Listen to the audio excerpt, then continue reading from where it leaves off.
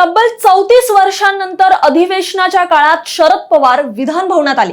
त्यांच्या स्वागतासाठी मुख्यमंत्री, उपमुख्यमंत्री, सत्ताधारी, विरोधक जवळपास सर्वच आमदार आणि नेते उपस्थित होते।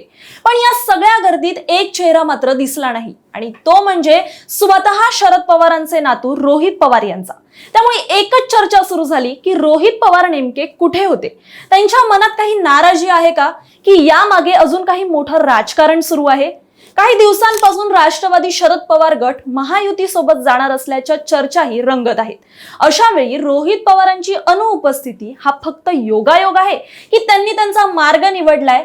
हे सर्व काही सुरुवातीपासून शेवटपर्यंत आपण सविस्तर जाणून घेणार आहोत या व्हिडिओमध्ये।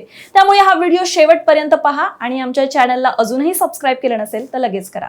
महाराष्ट्राच्या राजकारणात अनेक दशकं प्रभाव टाकणारे आणि सर्वाधिक अनुभवी नेत्यांपैकी एक असलेले शरद पवार हे बुधवारी कर्नाटक महाराष्ट्र सीमा प्रश्नांसंदर्भातील उच्च अधिकार समितीच्या बैठकीसाठी विधान भवनात आले होते। विशेष म्हणजे अधिवेशनाच्या काळात ते तब्बल 34 वर्षांनंतर विधान भवनात आले। त्यामुळे त्यांच्या आगमनाला एक वेगळंच महत्त्व प्राप्त झालं। मुख्यमंत्री देवेंद्र फडणवीस, उपमुख्यमंत्री एकनाथ शिंदे, दोन्ही बाजूंचे अनेक मंत्री, आमदार आणि विरोधी पक्षातील नेते देखील त्यांना भेटण्यासाठी आवर्जून आले होते। राजकीय मतभेद बाजूला ठेवून त्यांनी सर्वांनी त्यांचं स्वागत केलं। पण या सगळ्या वातावरणात एक गोष्ट मात्र सगळ्यांच्या लक्षात आली, ती म्हणजे रोहित पवार कुठेच दिसत नव्हते। कारण ते फक्त आमदार नाहीयेत, तर शरद पवार यांच्या पुढच्या पिढीतील एक महत्त्वाचा चेहरा म्हणून त्यांच्याकडे पाहिलं जातं। त्यामुळे त्यांची अनुपस्थिती स्वाभाविकच एक चर्चेचा विषय ठरली। याच काळात अनेक दिवसांपासून एनसीपी एनडीए मध्ये सामील होणार अशा चर्चांनी जोर धरला होता। भाजपचे नेते विनोद तावडे आणि राष्ट्रवादी काँग्रेस शरद पवार गटाचे नेते जयंत पाटील यांची भेट झाल्याची माहिती समोर आली। या भेटीत भविष्यातील राजकीय समीकरणांवर चर्चा झाल्याचा दावा देखील माध्यमांकडून करण्यात आला। त्यामुळे रोहित पवार नाराज तर नाहीत ना, आणि म्हणूनच ते बैठकीला पण उपस्थित नव्हते ना, असे तर्कवितर्क सुरू झाले। मात्र या सर्व चर्चांवर रोहित पवार यांनी आता स्वतः स्पष्टीकरण दिलंय। त्यांनी सांगितलं की डोंबिवलीमध्ये एका नगरसेवकाकडून सरकारी रुग्णालयातील डॉक्टर आणि परिचारिकांना मारहाण झाल्याच्या घटनेनंतर ते तिथे गेले होते। संबंधितांवर कारवाई व्हावी यासाठी त्यांनी आक्रमक भूमिका घेतली आणि त्यामुळे विधान भवनात वेळेत पोहोचता आलं नाही, असं त्यांचं म्हणणं आहे। साहेब ही गोष्ट समजून घेतील असंही त्यांनी स्पष्टपणे सांगितलं। याशिवाय शिक्षक, एमपीएससी, विद्यार्थी आणि इतर जनतेच्या प्रश्नांवर सरकार विरोधात आपली भूमिका कायम असल्याचंही रोहित पवार यांनी सांगितलं। त्यामुळे नाराजीचा इकडे प्रश्नच येत नसल्याचा दावा त्यांनी केलाय। मुख्यमंत्री देवेंद्र फडणवीस यांनी देखील राष्ट्रवादी आणि भाजप एकत्र येण्याबाबत कोणतीही चर्चा सुरू नसल्याचं स्पष्ट केलंय। त्यामुळे सध्या सुरू असलेल्या अनेक चर्चांवर अधिकृत स्तरावर तरी शिक्कामोर्तब झालेला नाहीये। पण राजकारणात अनेकदा दिसणाऱ्या गोष्टींपेक्षा न दिसणाऱ्या गोष्टींची जास्त चर्चा होते। कारण प्रश्न फक्त एका गैरहजेरीचा नव्हता। प्रश्न असा होता की तब्बल 34 वर्षांनी विधान भवनात आलेल्या आपल्या आजोबांच्या स्वागतासाठी रोहित पवार उपस्थित राहू शकले नाहीत आणि त्याच वेळी ते जनतेच्या प्रश्नासाठी मैदानात उतरले होते।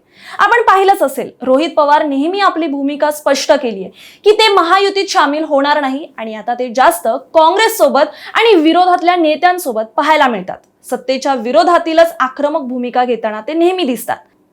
तसेच गेल्या काही महिन्यांकडे आपण पाहिलं तर रोहित पवार सातत्याने राज्यभर फिरताना दिसलेत। शेतकरी, बेरोजगारी, शिक्षक, एमपीएससी विद्यार्थी, आरोग्य व्यवस्था अशा अनेक प्रश्नांवर ते थेट रस्त्यावर उतरून आंदोलन करत आहेत। अनेक ठिकाणी ते लोकांमध्ये जाऊन परिस्थितीची पाहणी करतायत। आता हा पॅटर्न कोणाची आठवण करून देतो? तर राष्ट्रवादीचे दिवंगत नेते अजित पवार यांची। त्यांनी नेहमी जनतेमध्ये जाऊन काम करणं, दौरे करणं, लोकांच्या अडचणी प्रत्यक्ष ऐकणं आणि त्यातून विश्वास निर्माण करणं अशी एक ओळख निर्माण केली। आणि आता हीच शैली रोहित पवार देखील स्वीकारण्याचा प्रयत्न करत असल्याचं चित्र दिसून येतंय। खरं तर ज्येष्ठ नेतृत्वाच्या जाण्यानंतर पक्षात एक पोकळी निर्माण झाली आहे आणि ती भरून काढण्यासाठी रोहित पवार स्वतःला जनतेचा नेता म्हणून उभं करण्याचा प्रयत्न करतायत आणि अजित पवार यांची एकंदरीत जागा घेण्याचा प्रयत्न करत असल्याची चर्चा देखील आता सुरू झाली आहे। त्यामुळे ते विरोधी पक्षाची भूमिका अधिक ठामपणे मांडताना दिसतात। विशेष म्हणजे रोहित पवार विरोधात बसून देखील शाहू फुले आंबेडकरांची जागा आम्ही सोडणार नाही या भूमिकेत असल्याचं चित्र दिसून येत आहे। तसेच रोहित पवारांच्या राजकीय भूमिकेचा क्रम सध्या एका वेगळ्या प्रकारे अजून एक गोष्ट तुम्हाला सांगितलं तर तो लगेच दिसून येईल। काही दिवसांपूर्वीच आमदारांची बैठक झाली होती. त्यावेळेला आमदारांनी बैठकीमध्ये विचारलं होतं की आपण एनडीए सोबत जातोय का काँग्रेस सोबत विलीन होणार आहे. तर यावरती काही आमदारांनी म्हटलं की काँग्रेस सोबत विलीन होणार असाल तर आम्ही विचार करू, अशी त्यांनी भूमिका मांडली. तर काहींनी आपण एनडीए सोबत जाऊ शकतो अशी या बैठकीतच एक चर्चा झाल्याची माहिती देखील मिळते. त्यामुळे एनडीए सोबत जाण्याच्या चर्चेनंतर ही जी बैठक आहे ती रोहित पवारांनी अर्धवट सोडणं हे भुवया उंचावणारं होतं. आता पुढे जेव्हा विधिमंडळात बैठक झाली, जिकडे शरद पवार आले होते, तेव्हा शरद पवारांनीही शिंदेंच्या दालनामध्ये बैठक घेतली आणि या बैठकीला खुद्द रोहित पवार आलेच नव्हते. त्यामुळे आता हा जो क्रम आहे तो काय सुतोवाच देतो हे तुम्हीच ठरवा. मात्र या सगळ्या चर्चांमध्ये एक गोष्ट लक्षात ठेवणं हे फार गरजेचं आहे. आजपर्यंत रोहित पवार यांनी कोणतीही आपली नाराजी ही अधिकृतपणे व्यक्त केलेली नाहीये. उलट त्यांनी आपली अनुपस्थिती का होती याचं कारण स्पष्ट केलंय. तसेच राष्ट्रवादी आणि भाजप एकत्र येणार असल्याच्या चर्चांनाही अधिकृतपणे पुष्टी मिळालेली नाहीये. त्यामुळे सध्या जे काही बोललं जातंय ते प्रामुख्याने राजकीय चर्चा आणि अंदाज आहेत. पण राजकारणात अनेकदा अशा छोट्या घटनांमधून मोठे बदल घडताना दिसतात. त्यामुळे रोहित पवार ही भूमिका, त्यांचे वाढते दौरे आणि सरकार विरोधातील त्यांची आक्रमक भूमिका आणि विधान भवनातील त्यांची अनुपस्थिती या सगळ्या गोष्टी येणाऱ्या काळात महाराष्ट्राच्या राजकारणाला कोणतं वळण देतात हे पाहणं महत्त्वाचं ठरणार आहे. ते अजित पवारांची जागा घेताना दिसून येत आहेत का, त्यांची नेमकी दिशा काय आहे आणि ते शरद पवारांच्या मतांशी ठाम नाहीयेत का हे पाहणं आणि याकडे लक्ष देणं हे फार महत्त्वाचं आहे. तुम्हाला या सगळ्याबाबत काय वाटतं, तुमचं मत आम्हाला कमेंटमध्ये नक्की सांगा.